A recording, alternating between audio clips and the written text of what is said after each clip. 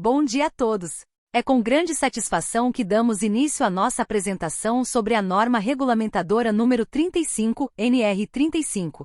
Hoje abordaremos aspectos fundamentais da segurança no trabalho em altura. A segurança de todos é uma prioridade para a Meca Engenharia, e essa apresentação visa aumentar a conscientização sobre os riscos associados ao trabalho com altura, além de destacar medidas de prevenção essenciais. O conhecimento e a aplicação correta dessas normas são fundamentais para proteger nossa saúde e garantir um ambiente de trabalho seguro para todos. A NR35 é a norma que estabelece os requisitos mínimos e medidas de proteção para o trabalho em altura, envolvendo o planejamento, a organização e a execução, de forma a garantir a segurança e a saúde dos trabalhadores envolvidos direta ou indireta com esta atividade. É considerado trabalho em altura toda atividade executada onde o apoio do trabalhador esteja acima de 2 metros do nível inferior, onde haja risco de queda de níveis diferentes. A norma fala sobre alguns tipos de atividade de trabalho em altura, alguns desses estão ilustrados abaixo, como trabalhos em andaimes pendurados em balanço, em cima de lajes e telhados ou em cima de escadas grandes. Todo trabalho em altura deve ser planejado, organizado e executado por trabalhadores capacitados e autorizados. Considera-se trabalhador autorizado para o trabalho em altura aquele capacitado, cujo estado de saúde foi avaliado, tendo sido considerado apto para executar essa atividade e possua anuência formal da empresa. Cabe ao empregador avaliar o estado de saúde dos trabalhadores que exercem atividades em altura, garantindo que os exames e a sistemática de avaliação sejam partes integrantes do Programa de Controle Médico de Saúde Ocupacional. A avaliação seja efetuada periodicamente, considerando os riscos envolvidos em cada situação. Seja realizado exame médico voltado às patologias que poderão originar mal súbito e queda de altura, considerando também os fatores psicossociais. A aptidão para trabalho em altura deve ser consignada no atestado de saúde ocupacional do trabalhador. A empresa deve manter cadastro atualizado que permita conhecer a abrangência da autorização de cada trabalhador para trabalho em altura. No planejamento do trabalho devem ser adotadas, de acordo com a seguinte hierarquia e: primeiro, medidas para evitar o trabalho em altura, sempre que existir meio alternativo de execução. Segundo, medidas que eliminem o risco de queda de níveis diferentes dos trabalhadores. Terceiro, medidas que minimizem as consequências da queda, quanto o risco de queda não puder ser eliminado. Ao executar um trabalho em altura, o empregador passa a ter responsabilidades algumas dessas listadas abaixo. Garantir a implementação das medidas de proteção estabelecidas na NR35. Assegurar a realização da análise de risco e, quando aplicável, a emissão da permissão de trabalho. Desenvolver procedimento operacional para as atividades rotineiras de trabalho em altura. Assegurar a realização de avaliação prévias das condições no local do trabalho em altura, pelo estudo, planejamento e implementação das ações e das medidas complementares de segurança aplicáveis. Adotar as providências necessárias para acompanhar o cumprimento das medidas de proteção estabelecidas na NR35 pelas empresas contratadas. Garantir que qualquer trabalho em altura só se inicie depois de adotadas as medidas de proteção definidas nesta norma. Assegurar a suspensão dos trabalhos em altura quando verificar situação ou condição de risco não prevista, cuja eliminação ou neutralização imediata não seja possível. Estabelecer uma sistemática de autorização dos trabalhadores para trabalho em altura. Assegurar que todo trabalho em altura seja realizado sob supervisão, cuja forma será definida pela análise de riscos de acordo com as peculiaridades da atividade. Assegurar a organização e o arquivamento da documentação prevista nesta norma. Por parte do empregado, o mesmo também passa a ter responsabilidades com a segurança essa ação. Cumprir as disposições legais e regulamentares sobre trabalho em altura, inclusive os procedimentos expedidos pelo empregador. Colaborar com o empregador na implementação das disposições contidas nesta norma. Interromper suas atividades exercendo o direito de recusa, sempre que constatarem evidências de riscos graves e iminentes para sua segurança e saúde ou a de outras pessoas, comunicando imediatamente o fato a seu superior hierárquico, que diligenciará as medidas cabíveis.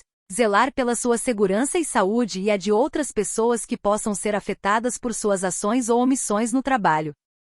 Em relação à capacitação, o empregador deve promover programa para capacitação dos trabalhadores à realização de trabalho em altura, Considera-se trabalhador capacitado para trabalho em altura aquele que foi submetido e aprovado em treinamento teórico e prático, com carga horária mínima de 8 horas, cujo conteúdo programático deve incluir, no mínimo, normas e regulamentos aplicáveis ao trabalho em altura, análise de risco e condições impeditivas, riscos potenciais inerentes ao trabalho em altura e medidas de prevenção e controle, sistemas, equipamentos e procedimentos de proteção coletiva, equipamentos de proteção individual, EP para trabalho em altura, seleção, inspeção, conservação e limitação de uso, acidentes típicos em trabalhos em altura, condutas em situações de emergência, incluindo noções de técnicas de resgate e de primeiros socorros.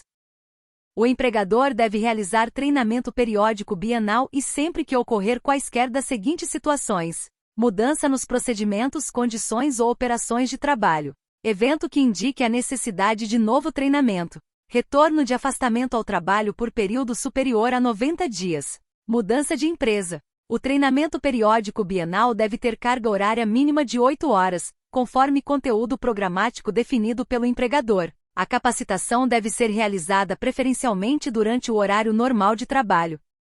O tempo despendido na capacitação deve ser computado como tempo de trabalho efetivo. O treinamento deve ser ministrado por instrutores com comprovada proficiência no assunto, sob a responsabilidade de profissional qualificado em segurança no trabalho. Ao término do treinamento deve ser emitido certificado contendo o nome do trabalhador, conteúdo programático, carga horária, data, local de realização do treinamento, nome e qualificação dos instrutores e assinatura do responsável. O certificado deve ser entregue ao trabalhador e uma cópia arquivada na empresa.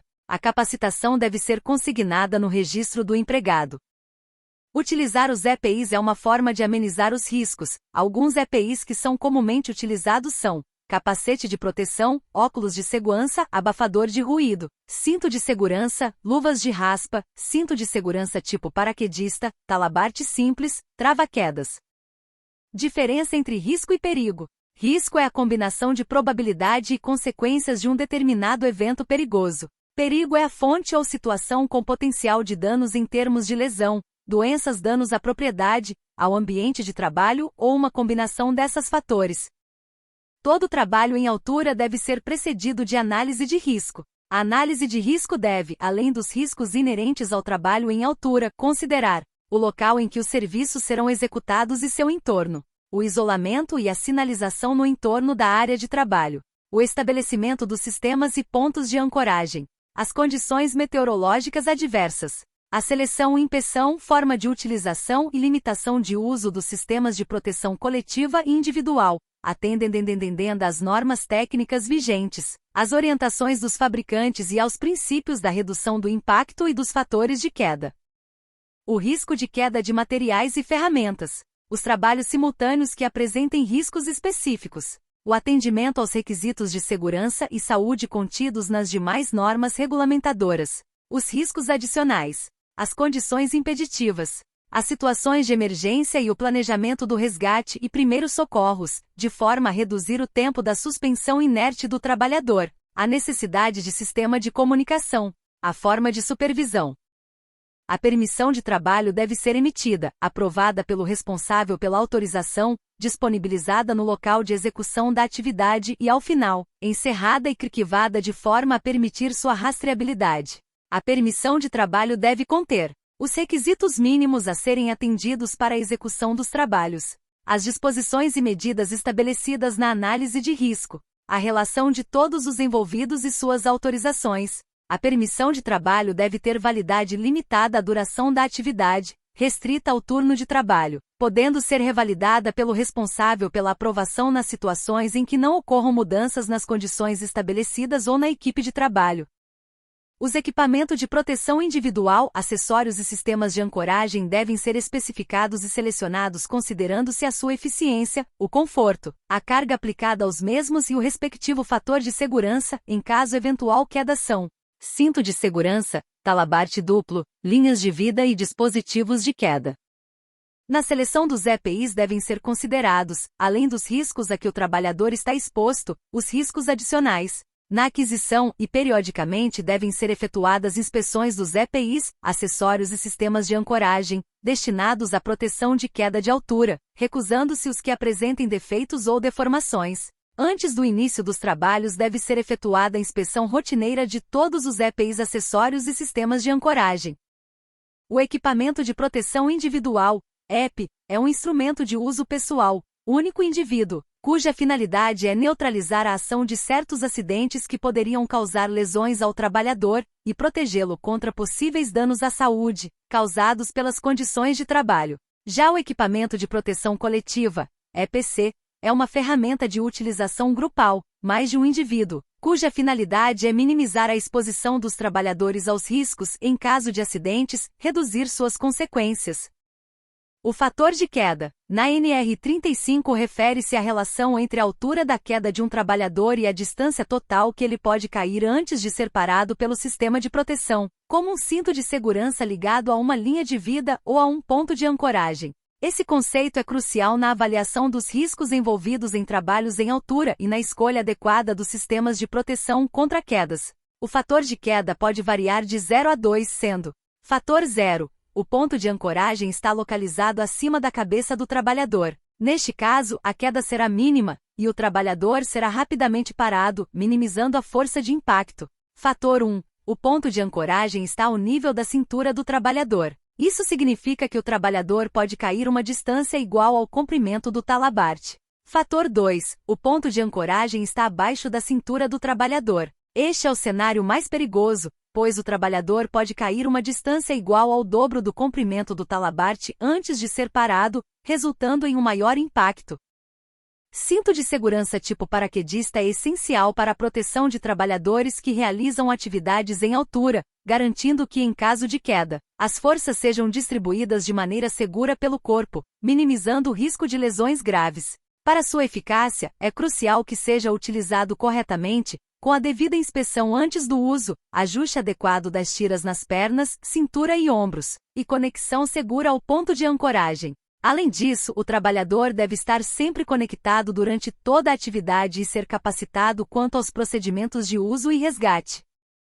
Dicas de segurança. Se o andaime não possuir escada de acesso, não escale o andaime. Realize inspeção visual dos requisitos óbvios como escada de acesso, plataformas de trabalho e rigidez. Se estiver dentro das conformidades, o mesmo será liberado para uso. Não leve materiais ao subir no andaime, mantenha as mãos na escada. Não trabalhe em altura se as plataformas de trabalho não sobrem todo o nível não utilizar. Não trabalhe em altura se as plataformas de trabalho tiverem um arco de 1,60 de 100 comprimento. Monte o andaime de forma que o mesmo fique amarrado, rígido e quadrado. Não trabalhe em caso de chuvas ou ventos fortes. Nunca escale andaimes. Caso esteja se sentindo fraco, tiver utilizado algum tipo de droga, lícita ou ilícita, se os seus calçados estiverem escorregadios, não suba no andaime. De forma alguma salte entre plataformas de trabalho. Jamais realize o trabalho em altura caso exista algum componente danificado. Não realize atividades que produzam calor como solda, sem tomar as precauções necessárias para proteger o andaime. Não utilize o andaime para levantar cargas.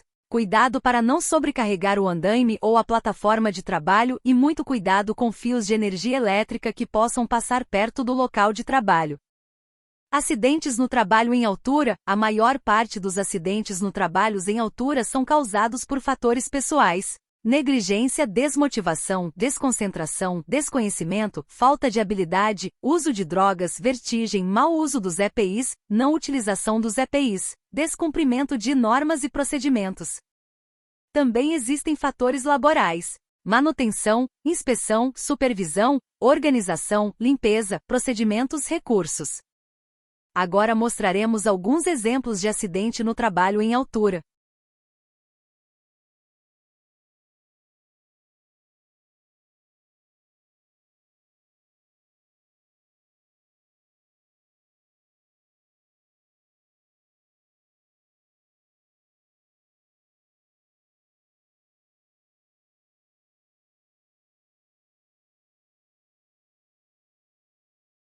A Meca Engenharia agradece a atenção e deseja a todos um ótimo serviço. Tenham cuidado e pense naqueles que estão nos esperando em casa.